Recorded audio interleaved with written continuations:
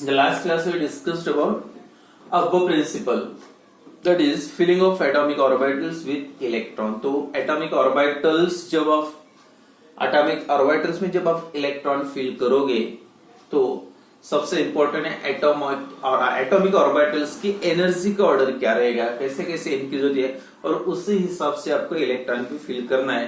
And that above principle means building up filling up of electron in the atomic orbital, and that based on 3 points. जो 3 points बताया था, number 1 था in increasing order of energy, increasing order of energy. तो इसका मतलब क्या है, in the ground state of an atom, जब भी एटम ग्राउंड स्टेट में होता है, the atomic orbital filled with the electron in order of their increasing energy. और जैसे जैसे एटॉमिक ऑर्बिटल की एनर्जी बढ़ती जाएगी, जो कल पिरामिड निकाला था ऑर्बिटल्स का, वो हिसाब से आपको इलेक्ट्रॉन फिल करना है. कल जो बताया था मैंने 1s, उसके बाद 2s, then 2p, then 3s, 3p, 3d. लेकिन ये ऑर्डर के हिसाब से पहले 1s, देन 2s, 2s के बाद 2p, देन 2p के बाद 3s, and then 3p, then 3p मतलब 3s के बाद डायरेक्ट 3 नहीं, देन उसके बाद कौन सा था, जैसे यहाँ पे स्टार्ट करोगे तो कितना आएगा 4s, 4p, 4d वगैरह. तो 3p के बाद 4s, 3p के बाद 4s नहीं, मतलब 3d नहीं, 3d से पहले 4s आ रहा. और ये जो कल रूल बताया था by using n plus l rule, तो ये रूल के हिसाब से मतलब ये जो दोनों की टोटल जिसकी कम आएगी वो उसमें पहले इलेक्ट्रॉन जाएगा और बाद में सेकंड्स में. तो एटॉमिक ऑर्बिटल तो एनर्जी का ऑर्डर कौन सा रहेगा, सबसे ज्यादा मतलब 1s is greater than 2s is greater than 2s के बाद 2p, और उसके बाद 3s, और 3s के बाद 3p, और 3p के बाद 4s है, 3d नहीं, देन 4s, उसके बाद 3d आएगा. तो वो हिसाब से आपको इलेक्ट्रॉन फिल करना है इन द एटॉमिक ऑर्बिटल. तो यहाँ पे बस इतना याद रखो, atomic orbitals filled with electron in order of increasing their energy. जैसे जैसे एटॉमिक ऑर्बिटल की एनर्जी बढ़ती जाएगी, वो ऑर्डर का यूज करके इलेक्ट्रॉन फिल करना होता है. देन सेकंड इंपॉर्टेंट पॉइंट है, that is increasing order of energy के हिसाब से इलेक्ट्रॉन फिल करना एटॉमिक ऑर्बिटल में. देन जो सेकंड पॉइंट है, that is Pauli's exclusion principal.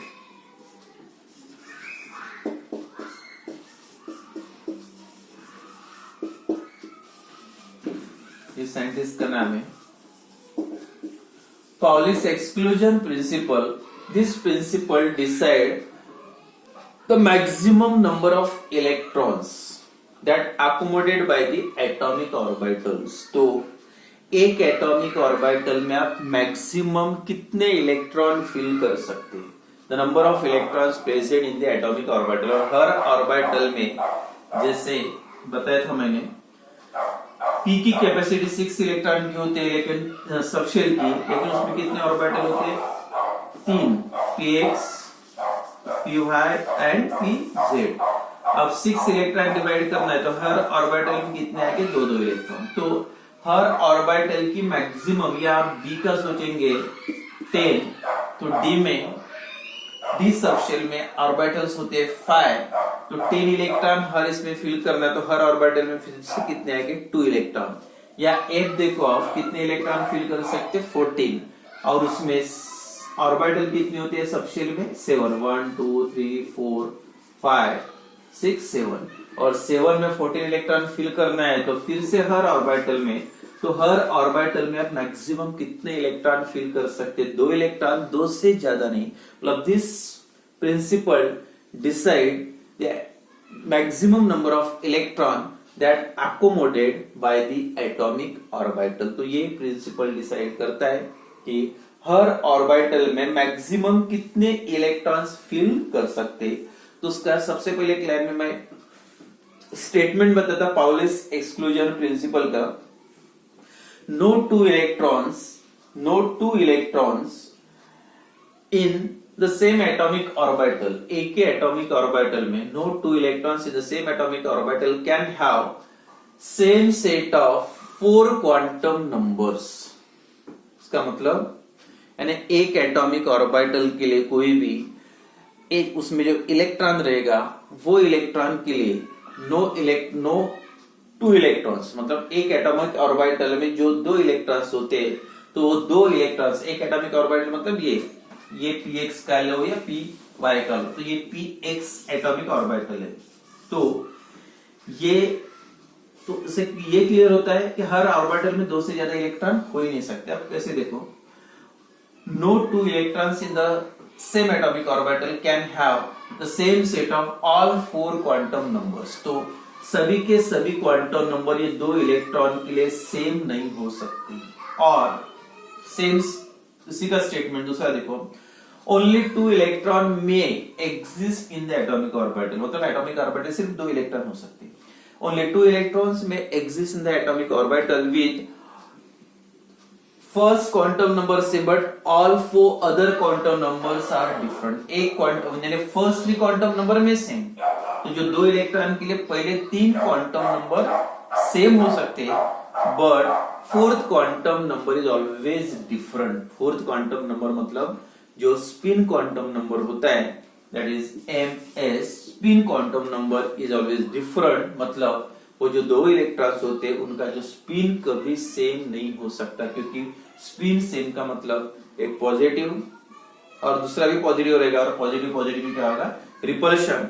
तो no 2 electrons in the same atomic orbital can have same set of all quantum number, या only 2 electrons may exist in the atomic orbital, सिर्फ 2 electron atomic orbital में हो सकते हैं with first 3 quantum number same but fourth quantum number is always different, means these 2 electrons must have a opposite spin। तो दोनों electrons की जो spin होती है वो क्या होना चाहिए, opposite spin, means only 2 electrons can occupy the same atomic orbital and they must have a opposite spin। तो ये जो स्पिन है वो ऑलवेज अपोजिट होना चाहिए। अब क्या होगा, अब 2 से ज्यादा कैसे, यानी जो भी 2 इलेक्ट्रॉन रहेंगे एक एटॉमिक ऑर्बिटल, उनका स्पिन कभी सेम नहीं होगा, ऑलवेज अपोजिट।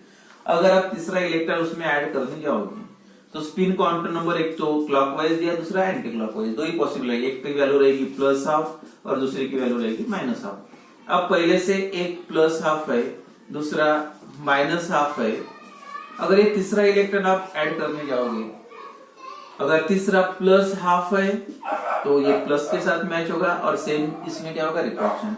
या माइनस ऐड करोगे तो उसमें एक ऑलरेडी माइनस भी है, उसके साथ भी रिपल्शन होगा। मतलब एक एटॉमिक ऑर्बिटल में ज्यादा से ज्यादा कितने इलेक्ट्रॉन हो सकते, that is only 2 electrons. Only 2 electrons may can accommodate the single atomic orbital and they must have opposite spin. तो या आप ये भी बोल सकते हैं only 2 electron may exist in the atomic orbital with first 3 quantum number same, लेकिन जो लास्ट क्वांटम नंबर जो होता है वो ऑलवेज डिफरेंट है। और एग्जांपल देखते हैं, हेलियम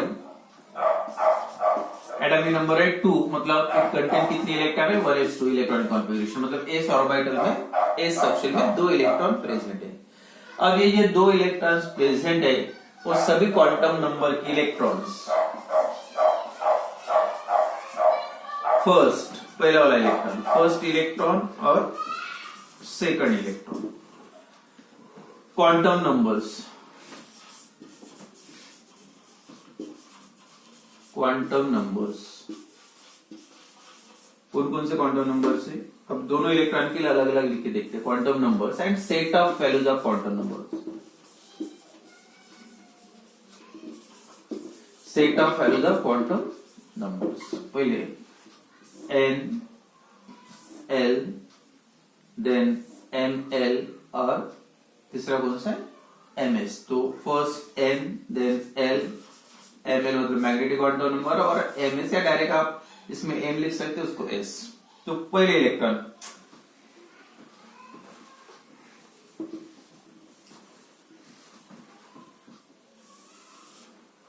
जो क्वांटम नंबर है कौन कौन सा है, पहले n, l, m, l और ms, ये जो क्वांटम नंबर सबसे वैल्यू देखो।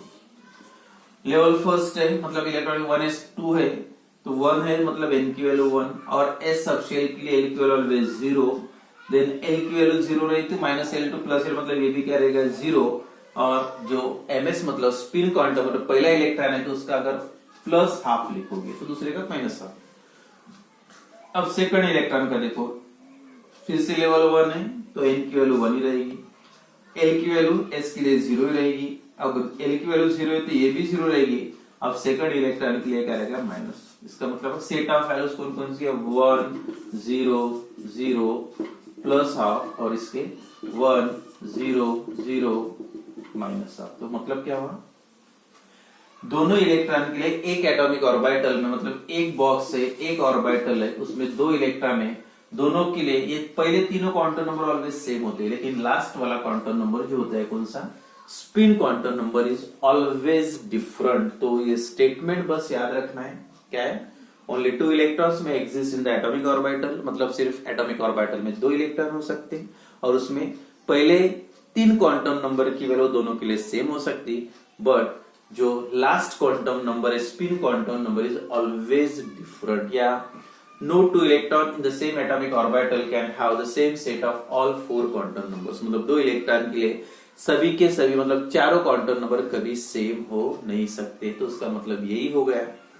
एक एटॉमिक ऑर्बिटल में आप 2 से ज्यादा इलेक्ट्रॉन फिल नहीं कर सकते। तो मैक्सिमम इलेक्ट्रॉन कितने हो, क्योंकि अगर 2 इलेक्ट्रॉन से ज्यादा डालोगे तो लास्ट वाला जो क्वांटम नंबर की वैल्यू सेम हो सकते और ये पॉसिबल नहीं है। तो only 2 electrons may exist in the atomic orbital. तो ये है Pauli's exclusion principle. And then जो लास्ट वाला है, लास्ट पॉइंट है,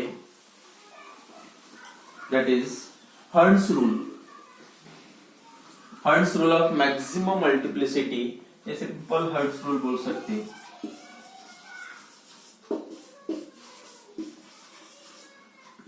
हर्ट्ज रूल,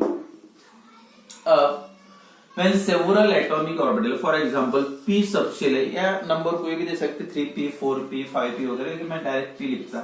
p में 4 इलेक्ट्रॉन फिल करना है एटॉमिक ऑर्बिटल, मतलब सबशेल में इलेक्ट्रॉन फिल करना है। और p में ऑर्बिटल कितने होते हैं, p subshell consist of 3 orbital px py pz। अब ये जो एक सबशेल में, एक ही सबशेल में मतलब p सबशेल में when several atomic orbitals are available, कितने हैं, 3 ऑर्बिटल अवेलेबल है और 3 ऑर्बिटल में आपको 4 इलेक्ट्रॉन फिल करना है, 4 इलेक्ट्रॉन फिल करना है। तो आप ये 4 इलेक्ट्रॉन कैसे कैसे फिल कर सकते हैं, 2 पाथ मिलेंगे आपको, 2 टाइप से आप फिल कर सकते हैं।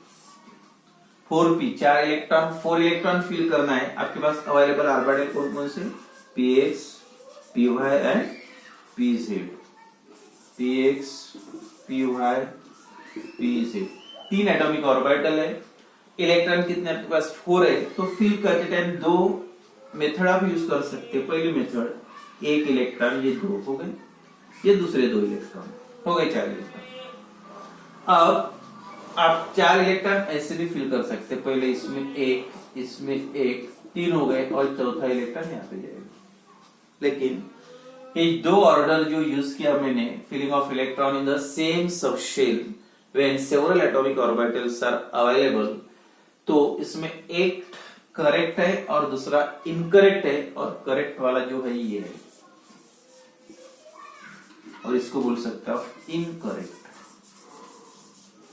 क्यों इनकरेक्ट है, तो when, जब ये स्टेटमेंट देखो पहले, when several atomic orbitals of same subshell, subshell एक ही है, p सबशेल है, 3 ऑर्बिटल, d में कितने होते हैं 5 होते हैं, f में कितने होते हैं 7 होते हैं। When several atomic orbitals of same subshell are available, then all the atomic orbital filled singly, filled with electron first singly, यानी जब तक हर ऑर्बिटल में एक एक इलेक्ट्रॉन, आपके पास कितने थे 4 इलेक्ट्रॉन थे। सबसे पहले क्या करोगे, अवेलेबल ऑर्बिटल कितने 3 है, तो सबसे पहले तीनों ऑर्बिटल में एक एक इलेक्ट्रॉन फिल करना है। 4 में से 1 2 3 हो गए।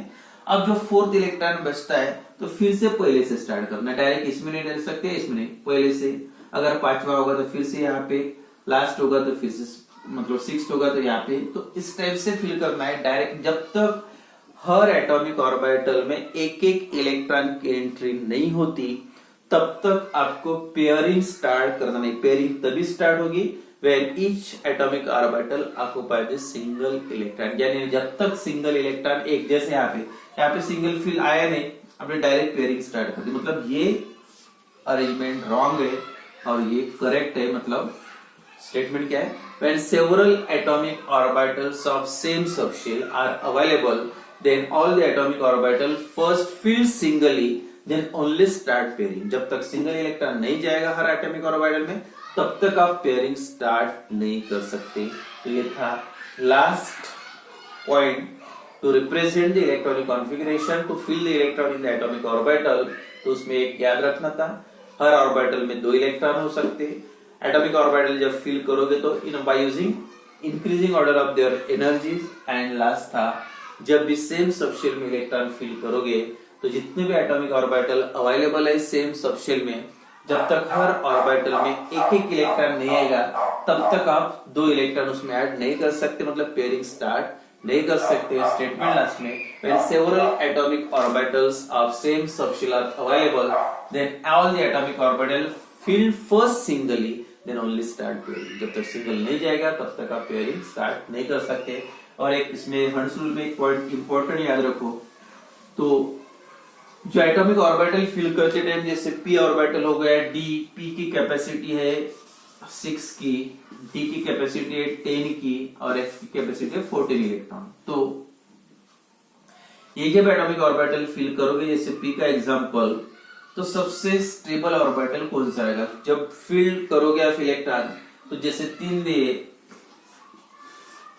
ये एक p है, ये 3p, मतलब 3p, px py p है, 3 है, 3। तो जैसे इसमें इलेक्ट्रॉन 1 2 और ये कितने हो गए, 1 2 3 4 5 इलेक्ट्रॉन है, इसमें 3 है और इसमें टोटल जो कैपेसिटी है 6 की, पूरे 6 है। तो ये 3 में से और p सबशेल है, ये भी p सबशेल है, ये भी। तो इलेक्ट्रॉन अलग अलग है, इसमें कितने इलेक्ट्रॉन दिख रहे हैं? 4 इलेक्ट्रॉन, 1 2 3 4, इसमें 1 2 3 4 और इसमें 1 2 3 और इसमें कितने 6 इलेक्ट्रॉन।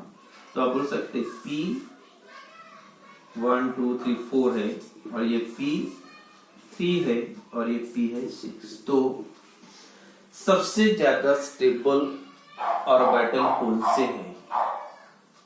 तो यह ऑर्डर आपको याद रखना है। मोस्ट स्टेबल ये 6 और उसको बोलते हैं फुल्ली फील्ड या कंप्लीटली फील्ड। फुल्ली फील्ड क्यों सबसे स्टेबल है? यानी जितनी उसकी कैपेसिटी है 6 इलेक्ट्रॉन की, पूरे के पूरे इलेक्ट्रॉन उसके पास है, कोई इलेक्ट्रॉन की उसको जरूरत नहीं, मतलब हाईली स्टेबल है। जैसे नियरेस्ट नोबल गैसेज जो हाईली स्टेबल होते हैं, मतलब उनको जितने इलेक्ट्रॉन की जरूरत है उतने इलेक्ट्रॉन उनके वैलेंशियल में होते हैं, देयरफॉर हाईली स्टेबल। अब सेकंड, अब इसका देखो, ये सबसे अनस्टेबल है, मतलब सबसे स्टेबल ये सेकंड नंबर पे आता है और ये सबसे अनस्टेबल क्यों है? कैपेसिटी है 6 की, कितने 4 इलेक्ट्रॉन्स, और उसमें भी क्या हुआ, एक के पास 2 है लेकिन 2 के पास सिंगल है, तो वो भी ट्राई करेंगे अपने पास भी 2 इलेक्ट्रॉन होना चाहिए, तभी स्पिन स्टेबल होगा प्लस माइनस। तो एक के पास 2 है और 2 के पास एक है, तो ये ऑलवेज अनस्टेबल रहेगा। It is called incompletely filled. Completely filled और fully filled, incompletely filled it is unstable. लेकिन p3 देखो 3 इलेक्ट्रॉन, ये इसके कंपैरिजन में ज्यादा स्टेबल है, इससे कम है लेकिन इससे ज्यादा है, तो उसका रीजन है, ठीक है फुल्ली फील्ड नहीं है, 6 की कैपेसिटी है, 3 है, लेकिन यहाँ पे देख सकते हैं सिमेट्रिकल डिस्ट्रीब्यूशन हो गया, यानी सबके पास एक एक है, किसी के पास कम, यहाँ पे एक के पास 2 है, दूसरे 2 के पास एक एक है, तो दैट इज अनस्टेबल। तो ये इसको बोलते हैं हाफ फील्ड। और हाफ फील्ड का मतलब जितनी कैपेसिटी होती है हाफ, अगर हाफ इलेक्ट्रॉन्स रहेंगे तो हर ऑर्बिटल में एक एक आ जाएगा। तो p3 is less stable but more than p4, but सबसे ज्यादा स्टेबल, हर एक की कैपेसिटी 2 की, सबके पास 2 है, मोस्ट स्टेबल। तो fully filled is most stable, मतलब more stable than half filled, and half filled is more stable than बाकी 3 और 6 छोड़ के बाकी कितने भी इलेक्ट्रॉन्स हो, जैसे एक ही इलेक्ट्रॉन है, अब एक रहा तो क्या होगा, इसके पास एक है, बाकी 2 के पास कुछ भी नहीं, तो ये भी ट्राई करके अपने पास भी इलेक्ट्रॉन होना चाहिए, मतलब इसमें अनस्टेबिलिटी बढ़ेगी। तो फुल्ली फील्ड सबसे ज्यादा स्टेबल, हाफ फील्ड उससे थोड़ा कम और इनकम्प्लीट फील्ड सबसे कम। वैसे अब डी में, डी की कैपेसिटी कितनी है 10 की, अगर फुल्ली फील्ड मतलब 10 इलेक्ट्रॉन, 10 रहे तो सबसे स्टेबल। हाफ फील्ड का मतलब उससे आधे मतलब 5 इलेक्ट्रॉन हाफ फील्ड, और इनकम्प्लीट की फील्ड ये 2 नंबर छोड़ के 10 से कितने भी electron D6 D5 D4 D3 D1 ये इनकम्प्लीट फील्ड। या F के लिए 14 फुल्ली फील्ड, 7 हाफ फील्ड और अदर देन दैट इज